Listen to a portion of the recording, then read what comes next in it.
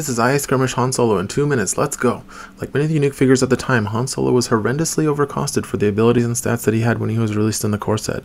But in Heart of the Empire expansion, Han received the Rogue Smuggler card, a unique attachment that can only be used by him, which reduces his cost by 2 and significantly overhauls his abilities, replaces his distracting ability with an attack reroll, adds a free end of round attack, and alters his return fire so it can be used regardless of how much damage he takes.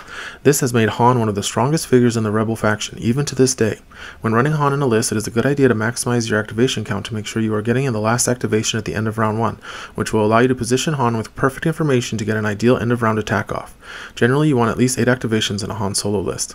C-3PO is great at buffing Han's already powerful attack with focus, but especially important for Han is 3PO's distracting ability, which adds an evade to the results if Han is adjacent to 3PO, which combines with cunning.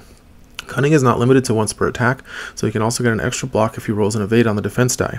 In IACP, Jyn Odon has many overlapping traits and abilities, which makes her a great teammate for Han Solo. IACP Kotun is also a great figure to pair with Han to give him damage and evade tokens, and more importantly to give Han a reliable way to circumvent dodges with his huge focused attacks.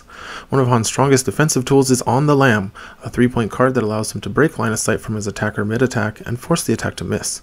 If you position well, you can place Han in a space where he can still see the attacker and thus use return fire.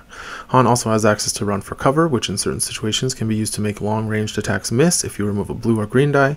Smuggled Supplies can give him an extra evade boost for an entire round that will also trigger cunning, and Stealth Tactics is a great card for rolling even more evades for cunning, as well as another chance at rolling a dodge.